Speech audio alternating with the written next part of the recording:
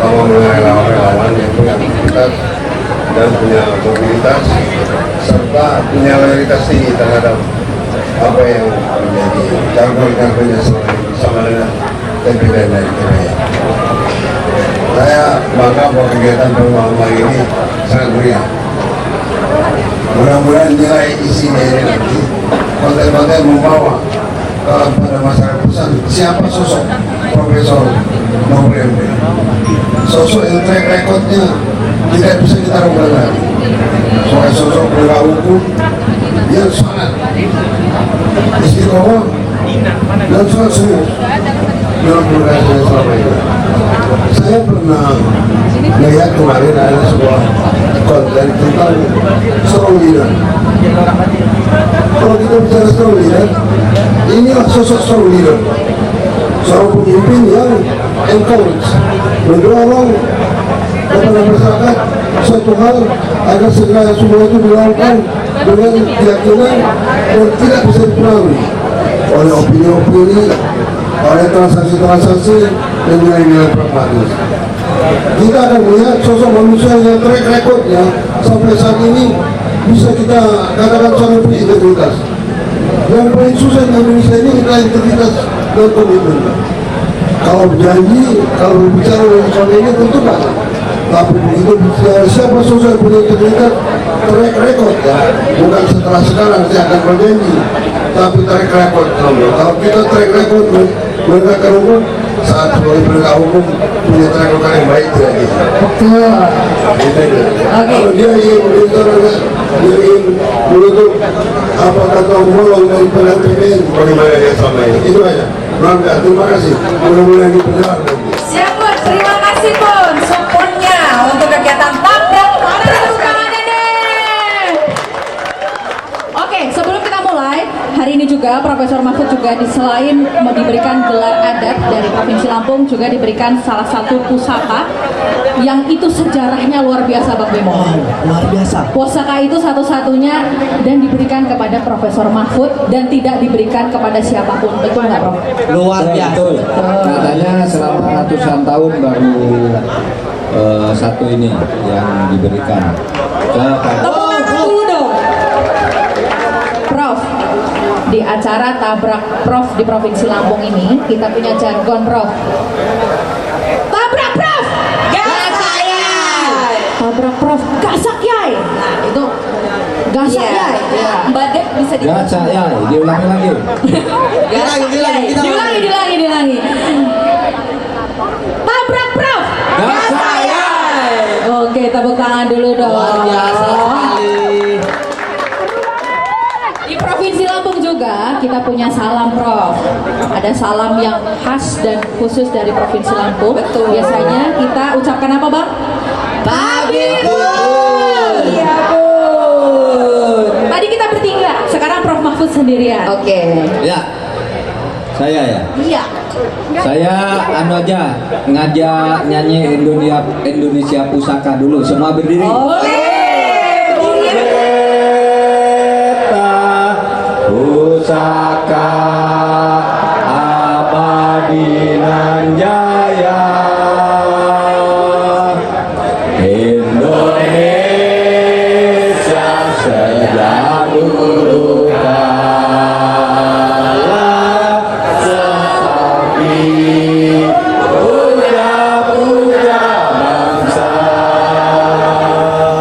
di sana tempat lahir beta, dibuat dibesarkan bunda, tempat terlindung di hari tua, sampai akhir menutup mata. Karena ini acaranya tabrak itu sebenarnya kalau prakteknya ya mau bertanya apa saja yang panas dan menjawab apa saja yang sifatnya panas. Oleh sebab itu, karena waktu kita hanya sekitar 1 jam, maka saudara boleh bertanya apa saja.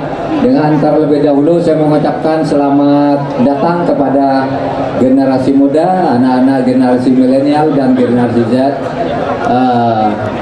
di kota Bandar Lampung ini.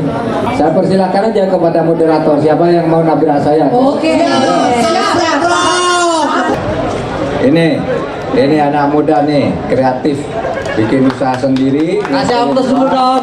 Saudara bisa nikmati apa? Ayo, silakan. Mbak, Oh boleh langsung nabrak ini. Langsung keras saja ya Prof, bahwa sebenarnya saya pribadi itu kurang suka atau bahkan muak sama kondisi politik. Ya. Kenapa muak? Ya, karena ada istilah politik balas budi. Jadinya pejabat publik itu nggak berani menindak koruptor yang punya yang pernah berjasa sama dia, entah itu pengusaha, entah itu atasannya. Kemarin Grace Natali, saya menyimak di TV One, dia bilang gini, apakah etis Prof Mahfud menanyakan impor kepada Mas Gibran yang otomatis mengkritisi pemerintah saat ini yang Prof masih ada di dalamnya. Tapi saya nggak setuju sama catatan itu. Menurut saya, atasan, bawahan, teman, sahabat, kalau salah ya salah. Kalau ingkar janji ya harus betul. Dan saya mau betul. Dan saya juga mau menegaskan Prof, saya mau menabrak langsung bahwa betul. Menteri yang menunjuk itu presiden, dalam hal ini Jokowi. Tapi yang gaji kan kita semua rakyat, betul nggak? Betul sekali. Iya. Bahkan presiden pun makan gaji, tunjangan, fasilitas semua punya rakyat. Jadi pengabdian tertinggi harus pada kami, Prof. Prof ini kan punya julukan pendekar hukum. Pertanyaan saya, apakah ketika Prof nanti menjadi wakil presiden akan tetap menjadi pendekar? Berani tidak memenjarakan, memiskinkan dan menghukum orang-orang yang korupsi, yang menyalahgunakan kekuasaan meskipun itu atasan ataupun mantan atasan, Prof? Ini baru mama yang tabrak. Oke, terima kasih. Satu, kalau ingin memperbaiki itu harus berani juga ngeritik ke dalam, termasuk seperti saya ngeritik impor berbagai jenis kebutuhan pangan kita. Ya itu kritik dong, karena dulu janjinya kan tidak akan pernah ngimpor, kok sekarang makin banyak, masa tidak kritik, tidak apa-apa. Kalau tidak mau mengkritik itu dan tidak mau dikritik, berarti itu orang tidak mau Indonesia ini maju. Oke? Oleh sebab itu saya kritik, itu biasa saja, apalagi itu untuk program politik yang sangat panjang, 5 tahunan. Tidak apa-apa, tidak boleh menyembunyikan sesuatu yang seharusnya diketahui oleh publik, yang harus kita kritisi, apapun itu. Karena saya bagian dari kabinet, ya saya kritik. Kalau itu anak buah saya pecat, bukan saya kritik aja, gitu. Saya beberapa kali Ayo, siapa lagi mau saya? Saya akan tetap menjadi pendekar hukum karena justru saya diangkat oleh koalisi untuk menjadi cawapres, itu tugasnya penegakan hukum. Dan reputasi saya selama 20 tahun lebih berjuang seketika mahasiswa, kemudian selama masa reformasi yang kalau dijumlah itu jumlahnya 44 tahun sampai sekarang. Di sini nih ada teman-teman saya, nih teman sekolah, ada Amron, ada Suwandi, ada siapa lagi itu teman saya. Gerakan saya di bidang hukum. Oleh sebab itu saya tidak akan mengorbankan reputasi saya yang panjang di bidang penegakan hukum hanya karena menjadi wakil 5 tahun. Ayo, makasih ya. Prof, Ya. terima kasih buat kesempatan saya. Nama saya Tahan Banurea. Tahan Banurea. bahan Banorea. Oke, tahan. Saya ASN di Kementerian Perdagangan. ASN. Ah, mohon maaf, saya jauh-jauh mengusahakan untuk bisa ketemu Prof malam ini. Jadi saya itu Dari mana? dari Jakarta. Dari Jakarta. Ke Lampung untuk tabrak Prof. Siap, tabrak Prof. Tabrak. Jadi begini Prof, saya mengalami saya menjadi korban rekayasa kriminalisasi Ya. yang dilakukan oleh oknum jaksa. Ya. Jadi saya itu dinyatakan koruptor. Ya. Saya dinyatakan koruptor, merugikan negara 1,7 triliun. Ya. Wow. Dan saya merugikan negara, katanya merugikan perekonomian negara 22 triliun, Prof. Jadi dalam persidangan semuanya menyatakan bahwa 148 saksi dihadirkan, satu pun tidak ada menyatakan ada peran saya. Ya. Akhirnya saya diputus bebas di pengadilan Tipikor tanggal 27 Maret 2023. Saya ditahan, Prof, mulai dari penyidikan sampai selesainya persidangan. Saya ditahan selama hampir 10 bulan. Saya dinyatakan membuat draft surat, dan atas tindakan saya membuat draft surat, saya mendapatkan imbalan katanya 50 juta, Prof. Sementara surat tersebut tidak pernah saya buat. Saksi telah dihadirkan, dia mengakui dia yang membuat surat, yang memparaf surat juga mengakui dia yang memparaf, tapi yang menandatangani surat tidak pernah dihadirkan dalam persidangan. Saya satu-satunya ASN yang jadikan tersangka. Oke. Alhamdulillah saya dinyatakan bebas. Bebas pada tanggal 27 Maret. Betul. Saya ingkrah. belum ingkrah, Pak. Jaksanya tidak ingkrah, mengajukan kasasi. Ya. Di kasasi saya dinyatakan bersalah dan saya dihukum maksimal sesuai dengan tuntutan jaksa 8 tahun tanpa ada pertimbangan apapun dari majelis hakim, hanya mengkopi isi dari tuntutan dari jaksa. Demikian, Pak. Ya. Baik. Ya. Baik. Materi yang persis tentu saya tidak bisa saya komentari sekarang. Ya, materi yang persis tidak bisa, kan hak saya untuk mengatakan ini benar, Anda benar atau salah, jaksa atau Mahkamah Agung salah. Itu memang harus membaca kasusnya, karena itu juga tergantung pada kepentingannya. Tetapi ingin saya katakan, kasus rekayasa yang seperti itu sebagai laporan banyak muncul. Ada yang bebas di pengadilan negeri, naik di pengadilan tinggi, bebas di Mahkamah Agung. Ada yang dihukum di pengadilan negeri, tiba-tiba bebas di Mahkamah Agung. Nah, ini semua sering menjadi bagian dari permainan, meskipun tidak semuanya. Oleh sebab itu kasus ini akan menjadi perhatian saya, ya, untuk nanti saya pelajari. Bagus, Mas tahan supaya bertahan dulu. Oke, terima kasih. Oke, makasih ya Mas Tahan. Itu apa? Berkas tuh ya, berkas. Oke. Siap. Terima kasih. Terima kasih kembali Mas Tahan. Ya, makasih ya. Yuk. Lanjut nggak nih, Oke. Lanjut. Ada lagi yang mau lagi? Ada lagi yang menabrak. Oke, kita perempuan dulu. Kita sisi kanan dulu. Ya, dulu. Perempuan. Ya, Oke. boleh. Silakan dulu. Mungkin Mbak ini yang pakai kacamata. Belakang. Silakan Mbak Oh, maju Mbak ini ya? Ada Oh, dulu, ini ya. saya mau Nggak kelihatan. Iya.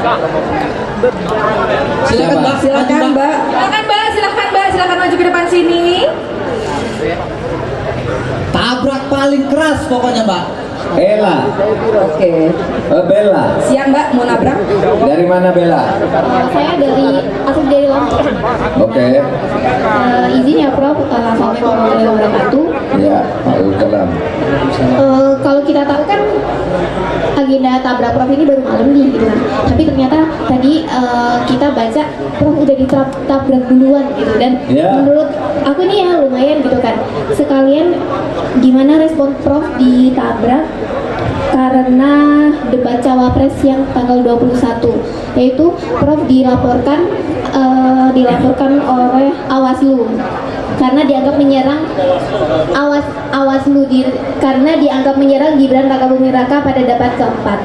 Mohon direspon gimana ketika Prof ditabrak sebelum jam tabraknya gitu. Asik.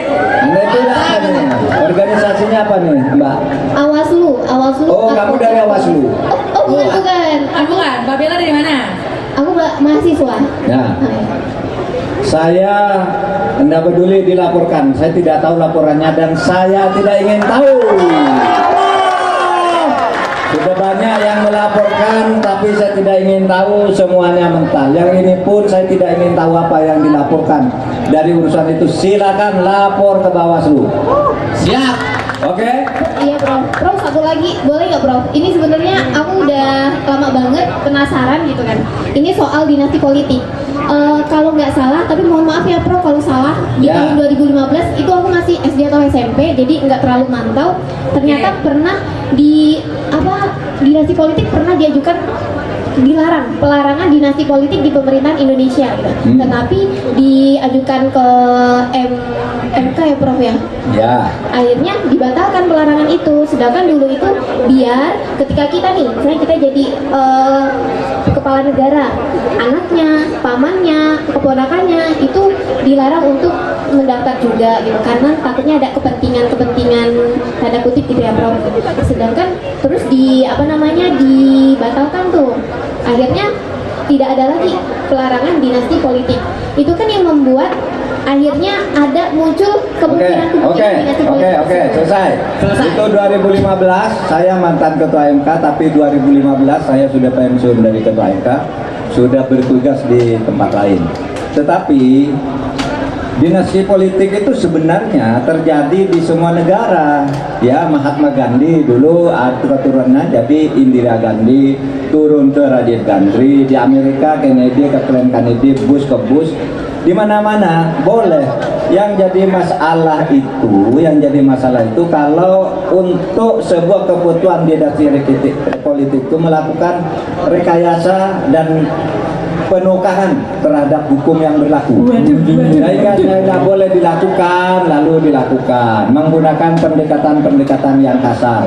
Nah, itu yang tidak boleh dilakukan. Itu dinasti politik. Terkadang dinasti politik itu menjadi tidak lagi objektif untuk kepentingan rakyat.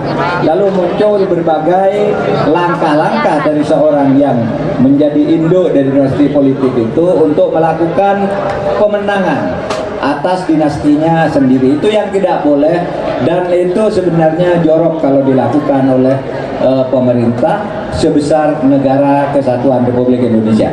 Oke. Dibatasi. Terima kasih ya Bang Bella. Oke, ini udah tabrak pertama. Ini tabrakan pertama untuk 3 penanya. Sekarang Bang Bemo silakan ditabrak dulu dari moderatornya.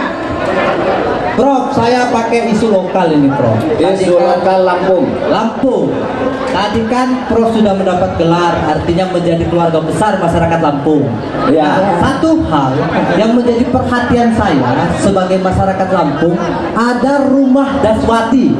Apa itu? Rumah Daswati itu adalah bukti sejarah berdirinya Provinsi Lampung, Prof. Ya. Nah, dalam hal ini sampai saya usia ke-28 itu tidak mendapatkan perhatian. Ya. Oleh siapa? Oleh pemerintah. Terabaikan. Nah, ini saya bawa foto-fotonya. Nanti Prof juga bisa, teman-teman tim, mohon maaf. Tepuk tangan dulu dong. Oke. Nah, maksud saya Prof, ketika Prof Mahfud nanti menjadi wakil presiden Prof, satu saja titipan saya Prof. Ini saya boleh nitip ya Prof ya? Siap. Selamatkan Rumah Daswati sebagai identitas masyarakat Lampung, sebagai ruang edukasi kita, sebagai ruang perjumpaan kultural masyarakat Lampung, Prof. Oke.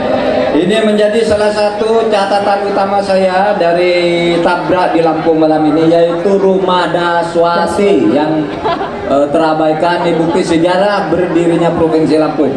Saudara, bukan hanya ini, nanti di tempat-tempat lain peninggalan-peninggalan bersejarah harus kita rawat dengan sebaik-baiknya. Mantap. Ya, karena dari sejarah itu kita bisa menggali warisan-warisan bernilai dari para pendahulu kita. Apa yang diperjuangkan oleh mereka dulu bisa dilihat dari peninggalan sejarahnya.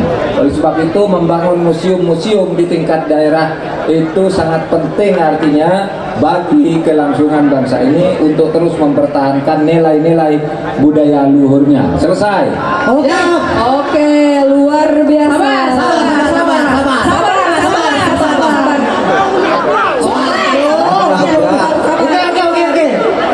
Ayo tabrak. Bener.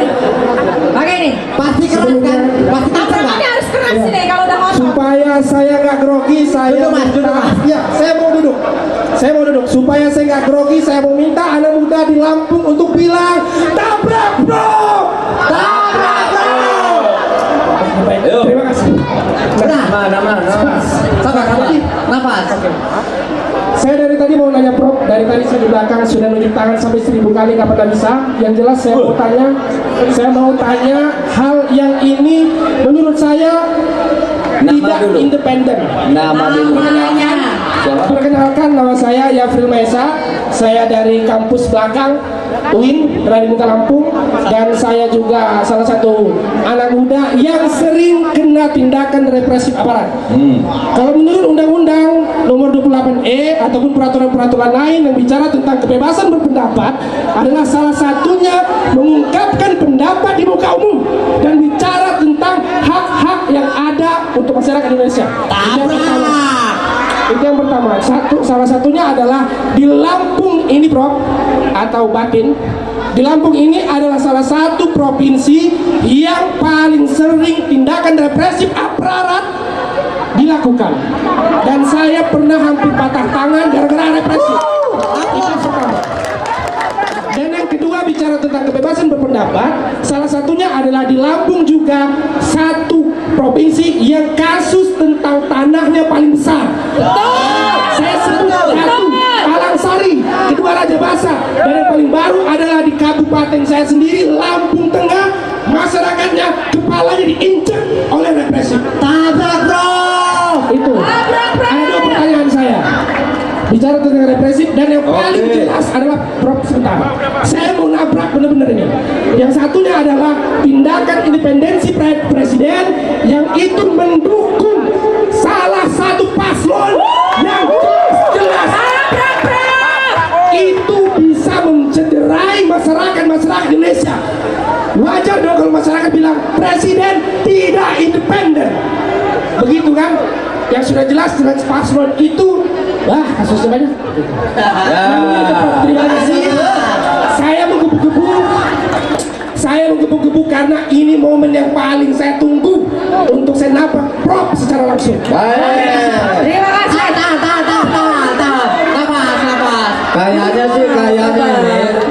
Kayaknya jaket bomber ini untuk dia. Ntar dulu.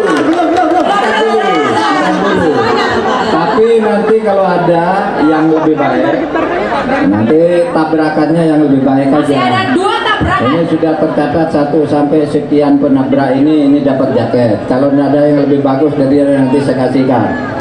Ini saya beritahu. Ketika kita melakukan reformasi dulu, produk awal tentang peraturan perundang-undangan adalah tentang mengajukan unjuk rasa, ya, menyatakan sikap di depan umum. Itu dibuat langsung undang-undang pada saat itu, yang isinya itu setiap warga masyarakat dilindungi haknya untuk berunjuk rasa.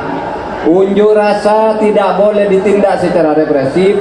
Unjuk rasa tidak perlu minta izin, tetapi hanya mengikuti aturan, memberitahu, lalu berunjuk rasa dengan tertib, boleh berorasi, boleh menyampaikan apa saja, sepanjang itu merupakan bagian dari keluhan masyarakat, tetapi pada jam yang telah ditentukan supaya juga bubar dengan tertib.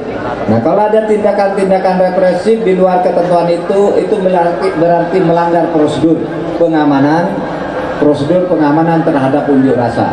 Nanti supaya didengar ini oleh aparat, supaya didengar, jangan lakukan lagi hal-hal yang banyak terjadi di berbagai daerah. Yang dulu dulu misalnya ada peristiwa Gejayan di Jogja di mana seorang mahasiswa meninggal karena unjuk rasa yang ditangani secara berlebihan.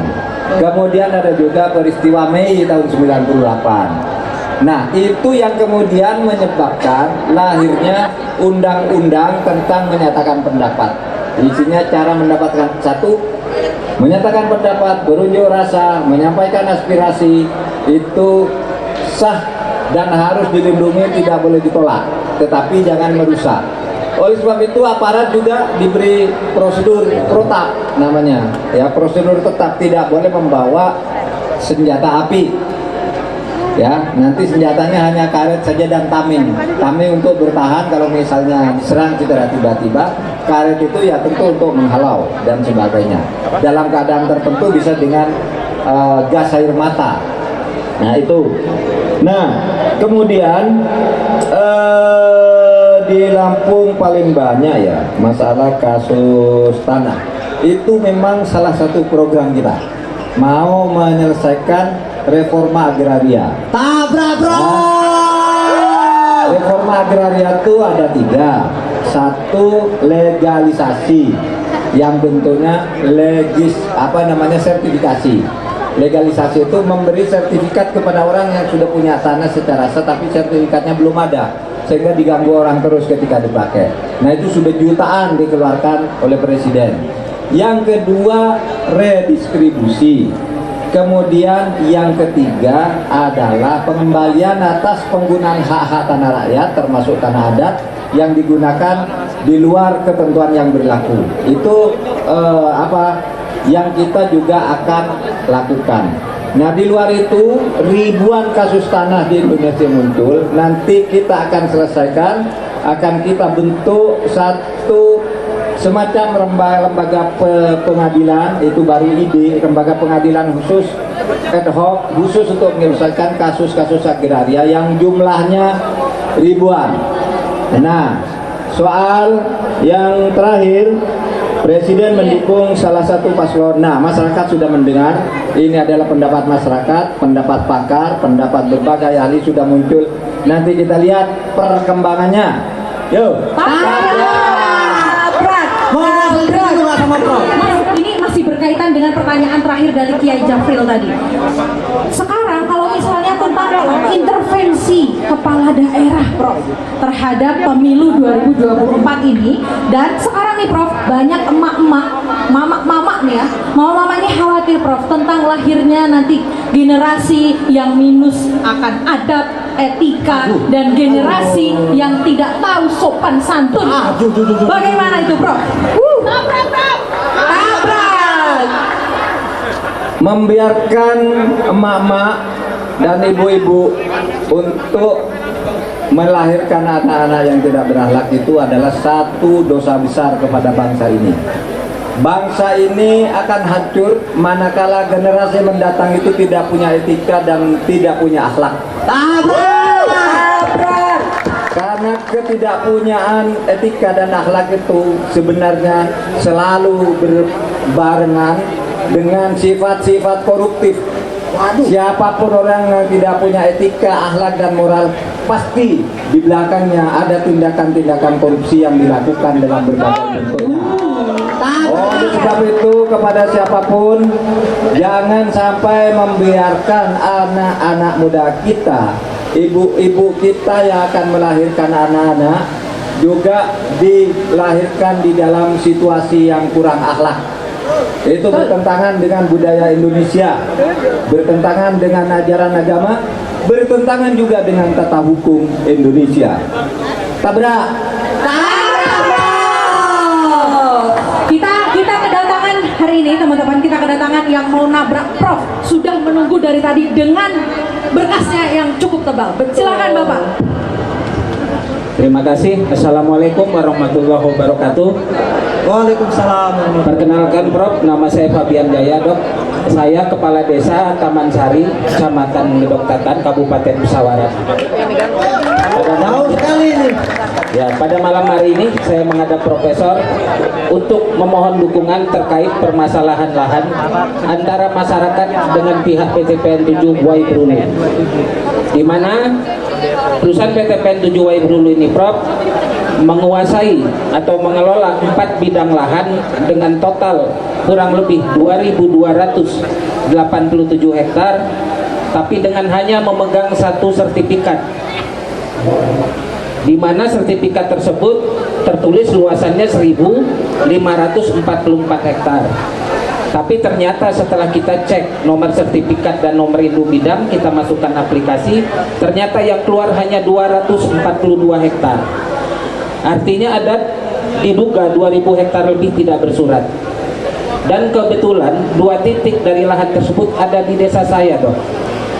Yang mana terkuaknya permasalahan ini adalah manajer Waibru waktu itu menghadap saya, Dok, yang intinya tujuannya meminta supaya saya membuatkan mereka sporadik tanah. Awalnya saya duga itu sporadik tanah bahwa manajer tersebut beli. Ternyata untuk membuat sporadik tanah tanah PTPN 7 Waibrulu dengan luasan kurang lebih 329 hektar. Terkait permintaan itu saya menolak, Dok. Walaupun dirayu dengan mereka bagaimana caranya, saya juga tetap menolak. Dan kemudian terkait permasalahan itu saya sudah laporkan kepada Bapak Bupati, yang mana Pak Bupati juga sudah 2 kali mengadakan pertemuan tim reforma agraria, termasuk di dalamnya melibatkan BPN, PTPN 7, dan kami serta ahli waris, kepala desa serta ahli waris. Dari 2 kali pertemuan tersebut, Dok, PTPN 7 mereka mengakui bahwa luasan yang mereka kuasai untuk satu sertifikat seluas 1.544 hektar itu untuk 3 bidang tanah yang terpisah. Dan untuk pengakuan tersebut tentunya masyarakat menolak karena satu sertifikat satu bidang, Dok, tidak bisa menguasai itu 3 bidang, Prof. Iya. Jadi kemudian yang satu bidangnya lagi, Dok, itu di Tanjung Kemala, Prof. Prof. Jadi 329 hektar itu memang PTP mengakui tidak bersurat, Dok. Itu, Prof. Kemudian Jadi dokter hukum, nggak apa-apa, ya, dokter hukum. Kemudian, Prof. Ya, kemudian, Prof.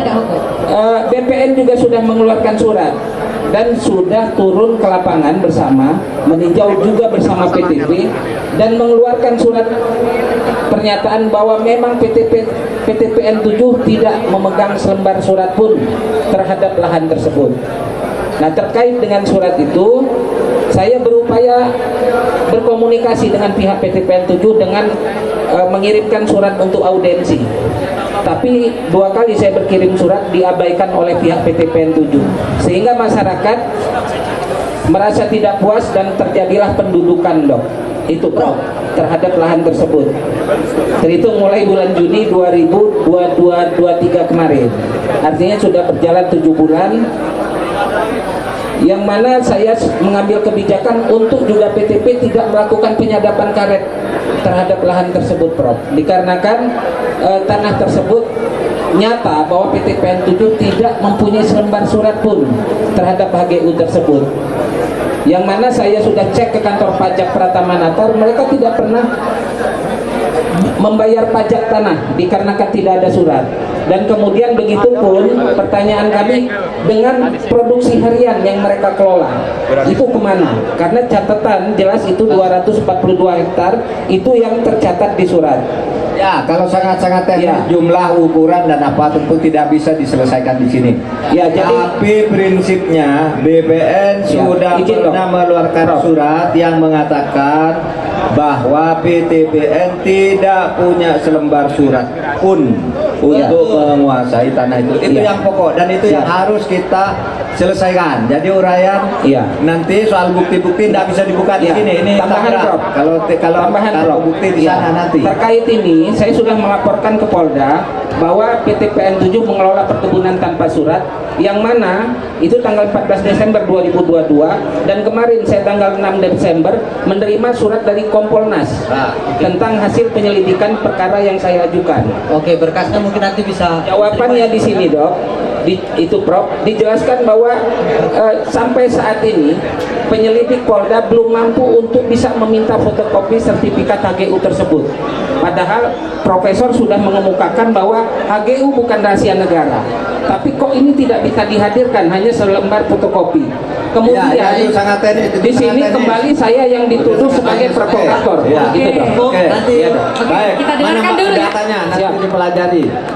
Memang, Pak, banyak sekali kasus di mana PTPN itu tidak punya hak untuk mengelola lahan untuk operasional PTPN. Banyak, mungkin termasuk kasus ini sudah ada surat dari BPN, sudah dari Polda, sudah dari Kompolnas dan sebagainya, lalu dipersulit dengan tidak bisanya PTPN menghadirkan surat-surat. Tetapi di tempat lain juga ada. Di tempat lain juga ada tanah PTPN diserobot oleh rakyat, itu ada juga. Jadi kita harus adil melihat itu secara proporsional. Karena saya nangani ini banyak. Di PTPN lain ada kasus, di PTPN ini saya dengar kasus ini dan saya sudah turun berarti karena sudah ada surat Kompolnas tadi. Kompolnas itu ketuanya saya. Wah, tepuk tangan dulu. Ya. Udah, terima kasih Pak ya, Pak Kepala Desa Pak Fabian Jaya. Sabar. Ada lagi? Cukup? Siapa mau tabrak? Ini bapak-bapak ini. Silakan Bapak. Silakan Pak. Silakan. Sabar. Sabar. Ini dari Sabar, petani. teman-teman. Ya, silakan. Silakan. Habis ini kaum muda yang nanya. Siapa lagi? Mohon maaf adik-adik mahasiswa, saya petani dari ujung Jati Agung, 30 km dari UIN. Prof. Tepuk tangannya dong. Saya pendukung Ganjar Prof Mahfud dari awal. Nama saya Warjono dari Jati Agung. Saya petani, Pak. Nah, hari ini biar saya lebih mantap mendukung Prof Mahfud dan Pak Ganjar. Saya menginginkan carut marut negeri ini semua tingkah laku koruptor. Saya masih kecil waktu 98, tapi sampai hari ini saya memperhatikan korupsi itu tidak berakhir sampai tingkat desa, bahkan RT di dana desa. Saya mohon dengan Pak Mahfud, Pak Ganjar dan Pak Mahfud semoga jadi. Kami mendukung dengan tenaga pikiran. Saya mohon undang-undang hukum anti koruptor dimasukkan dalam 21 program Ganjar Mahfud. Saya mohon Pak. 2, saya petani. Saya lebih cocok IKN ditinjau ulang. Karena apa? Karena saya 50 meter dari rumah itu jalan sudah tak berbentuk. Saya punya ide. Dari gunung tadi Bapak di Lampung Barat sampai kawasan industri Lampung, jalan itu dirijut beton Pak, bukan bangun IKN yang nggak tahu jontronya nanti gimana. Saya mohon itu Pak. Nah, alhamdulillah tidak direncana baju saya hijau. Semoga jaket dari Pak Mahfud diberikan ke saya. Terima kasih. Terima kasih Pak, terima kasih. Foto. Ayo, foto. Banyak medianya Pak, tenang. Foto dengan cangkir Bento kopi. Luar biasa. Sudah ya? Cukup. Terima kasih Pak. Baik Pak, saya catat kasusnya. Terus terang kalau kasus konkret saudara tidak bisa diselesaikan di sini. Kalau pendapat, ide, laporan dan sebagainya, informasi bisa kita jawab di sini prinsipnya. Tapi kalau kasus seperti ini harus melihat berkasnya, ya. Betul. Tidak apa-apa. Soal dana desa, ya, dana desa justru Pak, program kami dana desa itu dari 1 miliar sekarang akan dinaikkan kalau kami terpilih menjadi 5,3 miliar. Kami sudah menghitung bisa memberi dana desa itu setahun 5,3 miliar dari semula 1 miliar, yang 2 miliar nanti untuk dana desa, yang sisanya untuk pembangunan lain-lain di desa. Tetapi selama ini memang sering orang mengeluh dikriminalisasi dalam dana desa, dan sering juga memang ada penyalahgunaan dana desa, sehingga banyak orang yang sekarang itu misalnya menjadi kepala desa menjadi takut, terutama menjelang pemilu, karena menjelang pemilu lalu dana desanya tuh diungkit-ungkit, dipanggil dan sebagainya. Ini laporan yang masuk kepada saya. Oleh sebab itu ke depan desa kita bangun dengan dana yang cukup, tetapi juga pengawasan dan pelaksanaannya harus tertib demi rakyat. Tabrak.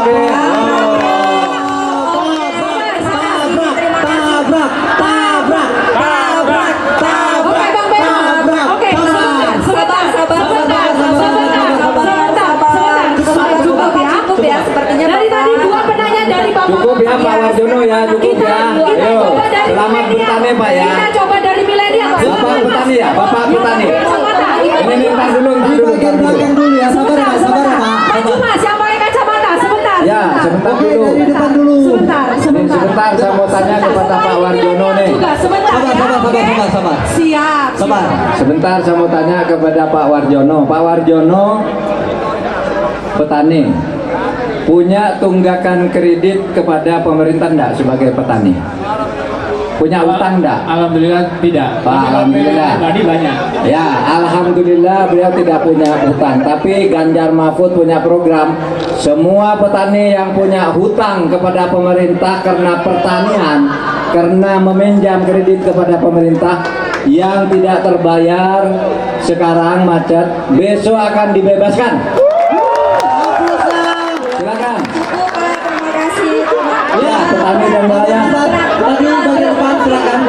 Silakan. Sabar. Banyak sekali yang mau nabrak ini.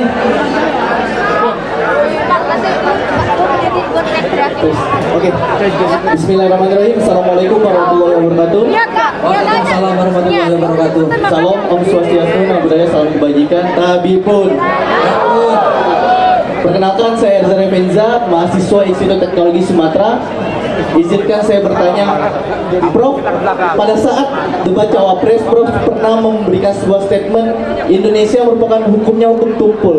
Bagaimana langkah konkret apa, program apa yang Prof ingin lakukan untuk bagaimana Indonesia ini menjadi negara yang adil, keadilan sosial bagi rakyat Indonesia? Poin yang kedua ingin saya sampaikan, bicara tentang pemuda dan pemudi, masyarakat Indonesia sekarang, apalagi bicara tentang milenial, berikan wadah space atau tempat bagaimana kita bisa berinovasi, berkreativitas untuk memajukan negara Indonesia. Apalagi sekarang ini bicara tentang digitalisasi, pemuda dan pemudi ini memiliki sebuah kreativitas bangsa dan untuk memajukan Indonesia. Langkah apa Prof yang ingin Prof lakukan bagi kami sebagai pemuda dan pemudi apabila apalagi lapangan pekerjaan sekarang ini sangat susah? Bagaimana teman-teman kita sebagai pemuda dan pemudi ini memiliki statement untuk kemajuan bagi masyarakat Indonesia? Demikian dari saya, hidup mahasiswa, hidup rakyat Indonesia, tabrak Prof! Sabar, yang lainnya sabar. Memang banyak yang mau nabrak ini. Saudara, makin panas. Saudara Mirza ya, Saudara Erza mengatakan hukum di Indonesia tumpul. Betul, hukum di Indonesia itu tumpul ke atas. Tumpul ke atas itu artinya apa? Terhadap orang-orang penting, terhadap anaknya orang penting, istrinya orang penting, terhadap orang yang punya uang, terhadap orang yang punya kelompok mafia, itu hukum sering tidak berjalan. Tabrak itu, Bro. Nah, oleh sebab itu ini menjadi perhatian kami. Kita akan mulai dari aparatnya. Karena kalau hukum tumpul ke atas itu biasanya aparat penegak hukum. Aparat penegak hukum itu ada di polisi, kejaksaan, dan pengadilan. Nah, yang ke bawah ya, yang tajam ke bawah itu rakyat kecil sering tidak mendapat perlindungan. Betul. Tiba-tiba dia hidup di suatu tempat, tidak pernah jual tanah, tiba-tiba tanahnya dimiliki orang lain dengan sertifikat yang resmi. Waduh. Nah, itu rakyat jadi tidak dilindungi. Kalau mengadu lalu diusir, katanya ini tanahnya bukan tanahmu, padahal dia warisan dari nenek moyangnya secara turun-menurun. Nah, ini jadi ke atas harus kita tegakkan secara struktural, tegas penegakan hukum, ke bawah akan dilakukan perlindungan hukum. Tentu kita harus bersabar karena sudah berakumulasi segitu besar, tapi kita mulai dalam 5 tahun ke depan, mulai yang begini ini, terutama mulai dari jantung masalahnya. Kemudian untuk anak muda, yang dijanjikan apa? Ya sekarang tuh kalau berdasar hasil survei, yang paling diinginkan oleh generasi muda itu adalah lapangan kerja. Oleh sebab itu dalam 5 tahun ke depan, kita akan menyiapkan 17 juta lapangan kerja di Indonesia. 17 juta lapangan kerja itu ada di dalam program.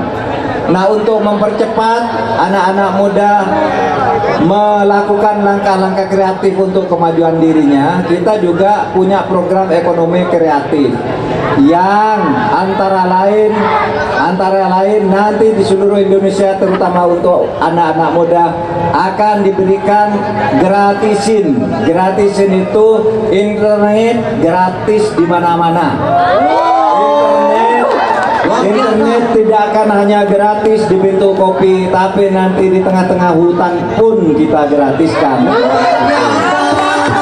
Tabrak.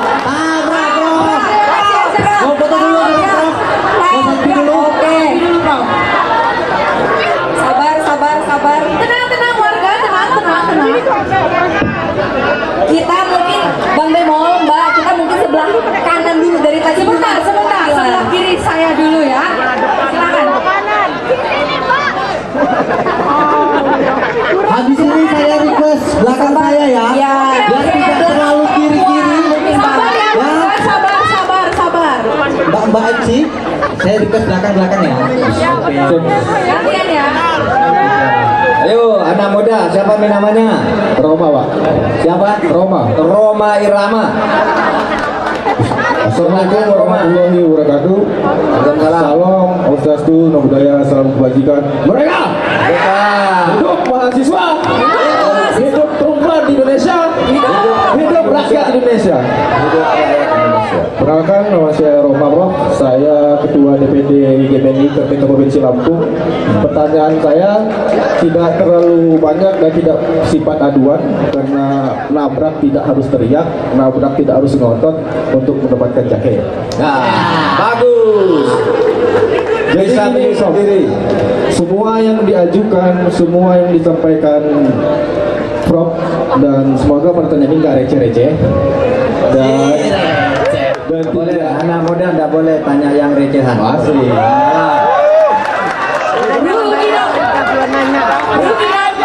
Ini tidak receh, tapi aku rasa bakal mempengaruhi semua visi misi aduan yang menjadi beban masyarakat ketika seorang Mahfud yang memiliki pengalaman legislatif, yudikatif, eksekutif, ketika terpilih jadi cawapres, apakah punya sikap yang jelas tidak dinakodai oleh ketua partai yang menjadi aspir yang karena lagi nih Prof, dari 2 periode belakang kita sama-sama tahu mahasiswa jangan digaungkan untuk politisasi, karena tidak mahasiswa mau didukung seperti itu. Kita punya kriteria mahasiswa, jadi aku rasa kita tidak buta dan tidak mau dibodohi dengan sistem-sistem doktrin yang memparadigma kami untuk mendukung yang sifatnya ini Prof. Karena kami mahasiswa akan ultimatum sejak hari ini, sempat ku sampaikan di kafe sebelumnya, kami ultimatum ke TPM pusat ketika seorang Ganjar Pranowo dan Prof Mahfud menjadi capres-cawapres 24-29 masih harus diskusi di belakang meja. Aku rasa itu tidak clear sebagai capres-cawapres. Sekian, terima kasih. Wassalamualaikum warahmatullahi wabarakatuh. Ketika Prof jadi presiden, ingin menentukan kebijakan menteri kabinet harus ngobrol dulu dengan Bu Ketum. Aku rasa tidak ada bedanya dengan sebelumnya. Oh, di belakang ya. Oke. Saudara, kesepakatan saya dengan partai-partai tidak boleh ada yang saling menugaskan, tetapi kesepakatannya itu menegakkan hukum dan konstitusi sesuai dengan proporsinya masing-masing.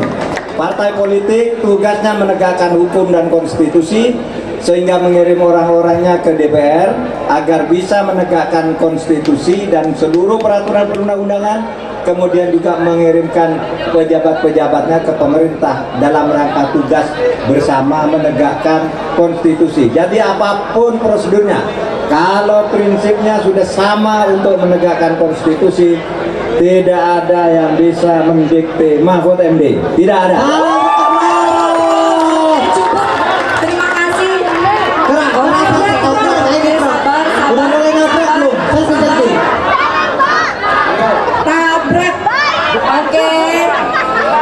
Sabar.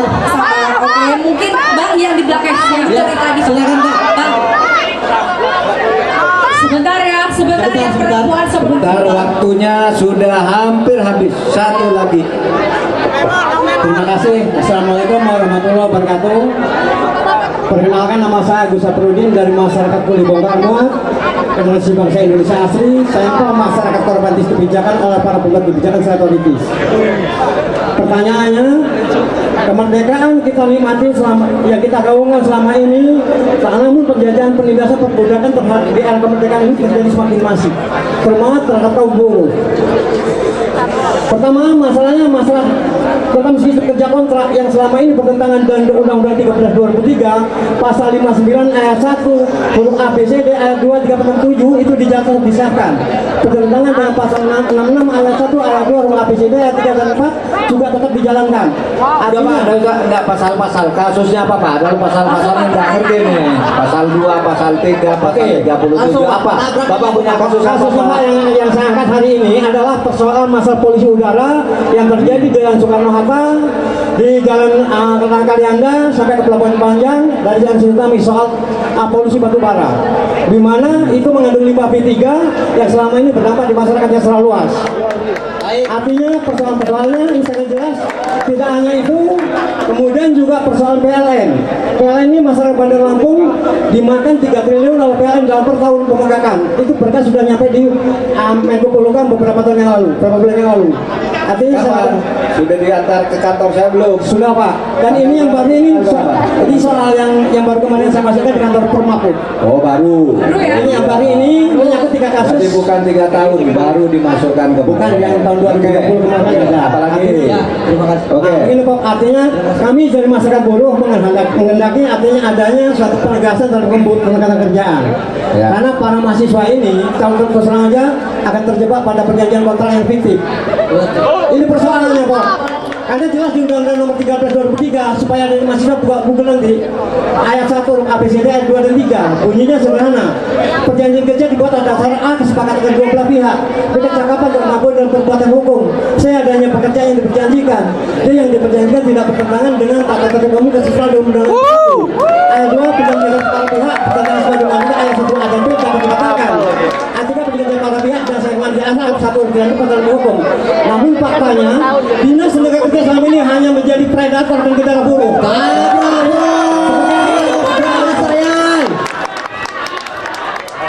Jadi peringatan bagi adik mahasiswa nanti kalau perjanjian kontrak harus dipelajari. Baca undang-undangnya. Harapan saya kalau Pak Prof terpilih menjadi presiden bisa menegakkan hal ini Pak. Wakil Pak. Sebagai wakil rakyat. Artinya kami sebagai berharap karena saya sudah melihat dari apa yang disampaikan Prof selama ini baik dari waktu legislatif sampai pada Mahkamah Konstitusi sampai pada menjadi ketua Menko Polhukam juga menjadi Kompolnas. Baik. Terima kasih Pak. Artinya kami berharap ke depan Prof bisa menjaga ini semua sesuai dengan kita undang-undang. Terima kasih. Cukup. Kita jawab dulu Profesor. Ya, ini Pak Agus Safrudin penuh semangat. Bapak petani ya? Buruh, baik. Itu mau ngajukan dokumen berkas ya udah. Sudah masuk ke kantor saya. Mudah-mudahan nanti yang melanjutkan tugas saya melanjutkan ini juga. Nanti Pak, begini Pak, soal buruh ya, soal buruh. Insya Allah kita sudah punya putusan MK tentang larangan outsourcing untuk pekerjaan-pekerjaan tertentu. Ya. Yang kedua tentang penindasan di dunia perburuhan. Itu tadi saya baru sampaikan di pesawaran. Saya katakan bicara buruh itu bukan hanya bicara buruh di kantor-kantor yang resmi, di perusahaan-perusahaan resmi. Di situ juga banyak masalah. Tetapi yang lebih itu banyak buruh kaum ibu-ibu di pedesaan. Bekerja mati-matian tapi gajinya tidak jelas. Banyak itu. Kerja di perkebunan, kerja di mana gajinya sehari hanya 20.000, kadang-kala dibayar, kadang tidak, terpaksa dia bekerja karena tidak ada kerjaan lain. Betul. Nah yang begini juga nanti akan diatur. Yang ini apalagi yang resmi-resmi seperti ini di perusahaan ini sudah menjadi program kami, sudah tercatat di 21 program yang akan dilakukan. Baik.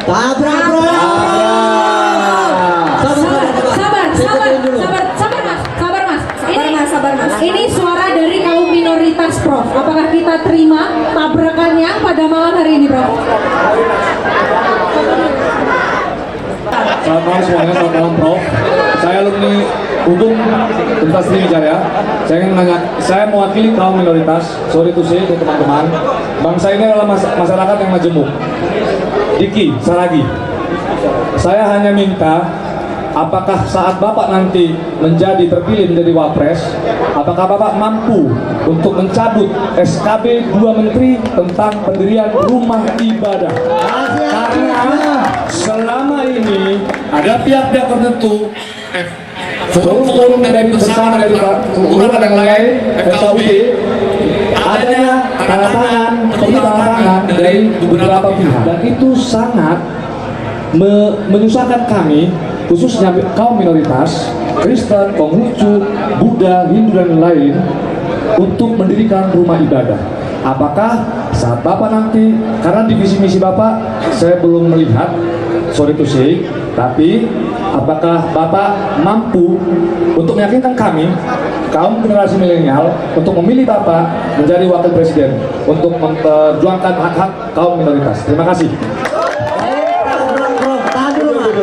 Dulu Mas. Saudara, untuk mencabut SKB itu sebelum Orde Baru itu peraturan perundang-undangan. Sekarang tidak boleh ada yang namanya SKB, tapi SKB yang lama itu sekarang berfungsi sebagai peraturan perundang-undangan. Oleh sebab itu, SKB ini sudah lama dibicarakan dan dipersilakan diajukan ke Mahkamah Agung. Karena SKB di masa dulu itu sekarang padatannya adalah peraturan. Kalau peraturan itu cara membatalkannya melalui judicial review ke Mahkamah Agung. Silakan, jangan diminta apakah sanggup mencabut. Ini belum tentu, ini peraturan nih. Kalau peraturan tuh tidak ada salah apa-apanya, misalnya karena pada waktu diperlukan. Kok mau membangun rumah ibadah harus didukung oleh sekian orang. Itu bagi Anda yang merasa mungkin di Jawa, di mana, tapi sama juga tuh berlaku bagi orang Islam loh. Yang di Bali juga harus begitu sarannya, tidak ada ditolak oleh masyarakatnya. Di NTT juga sama, di mana tuh sama, harus dipenuhi syarat itu berlaku sama. Cuma kebetulan Anda menjadi minoritas di suatu tempat. Orang Islam tuh minoritas di Bali, minoritas di NTT, minoritas itu sama perlakuannya dengan yang minoritas lain. Tapi ini sudah menjadi perhatian. Kami sekarang sedang membuat perpres ya tentang FKUB. Sekarang akan ditata dan akan masuk ke persoalan-persoalan seperti ini. Ya, dulu Mas Diki, itu dulu ada kasus namanya Gereja Yasmin. Sejak tahun 2006 itu menjadi sengketa. Tidak selesai-selesai, ribut antara masyarakat dengan pemerintah, masyarakat dengan masyarakat dan sebagainya. Tapi pada bulan Juni kemarin, Gereja Yasmin itu saya bersama Wali Kota Bogor yang menghidupkan kembali agar operasional dan sekarang sudah jalan. Ayo. Sebentar mas. Dari tadi penanyanya dari laki-laki, saya mau dari perempuan. Silakan Mbak. Dari perempuan. Sebentar ya Mas ya. Saudara, kalau mau minta bicara jangan minta ke saya. Ini ada 3 moderator yang menentukan. Oke ya. Bahkan saya hanya menentukan jatahnya kurang 1 orang. Prof, sebelumnya perkenalkan, maaf saya tremor ya teman-teman. Saya Arifah Hasanah, saya mahasiswi Arifah Hasanah, dipanggil Afah. Ya. Afah. Tahan. Prof, saya ngefans banget sama Prof Mahfud. Tapi sejujurnya Prof, saya mau jujur, saya itu pendukung paslon nomor 1. Jadi pertanyaan ini sangat menentukan, jawaban Bapak sangat menentukan pilihan saya untuk di 14 Februari nanti. Pertanyaannya, Pak, saya mau nanya tentang aksi Kamisan. Aksi Kamisan. Teman-teman di sini pasti udah pada tahu aksi Kamisan. Sebelumnya saya mau ngasih tahu kalau aksi Kamisan itu tidak hanya berlangsung 5 tahun sekali, tapi itu setiap hari Kamis ya Pak. Kemarin baru ulang tahun yang ke-17. Saya mau tanya Pak, simple saja pertanyaan saya. Apa yang akan Bapak lakukan ketika Bapak sudah menjadi wakil presiden untuk terhadap aksi Kamisan? Apa yang akan Bapak lakukan terhadap keluarga-keluarga yang harus ditinggalkan, yang terhadap aksi Kamisan tersebut? Pokoknya kalau Cukup keluarga korban, oke. Jadi saudara, duduk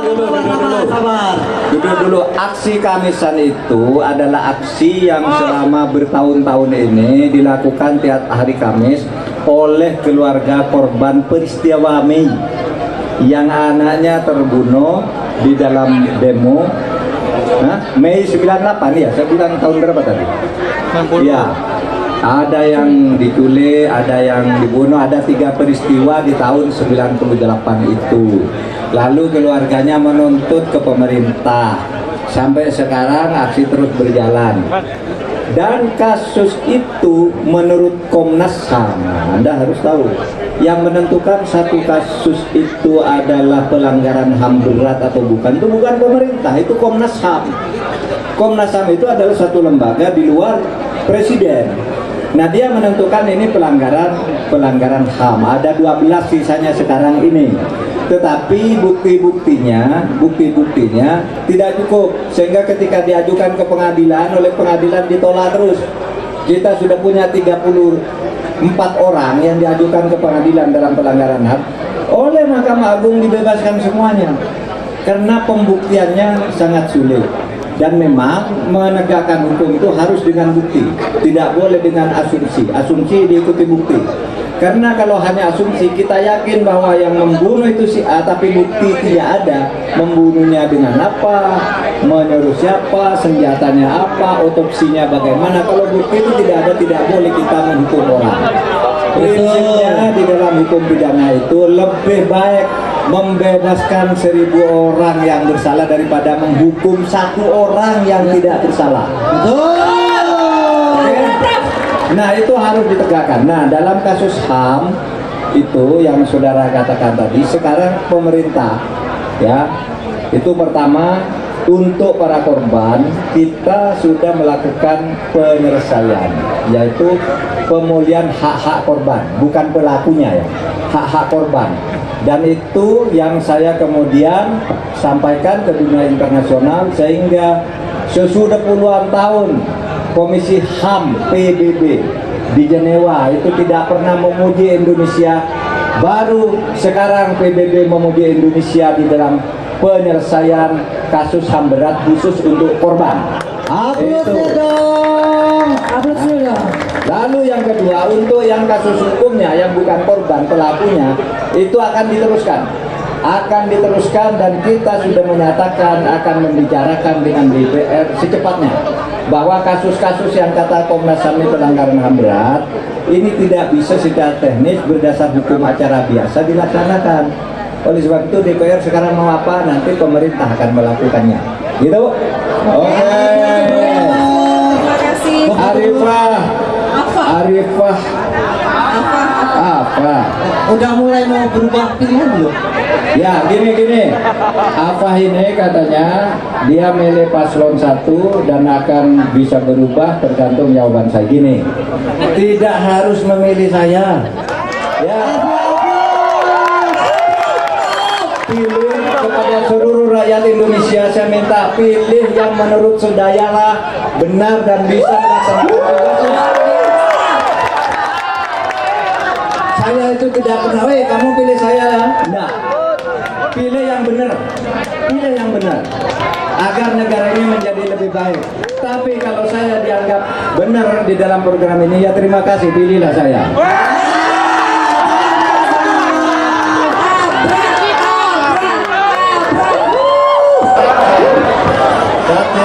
Ganjar Mahfud nomor 3.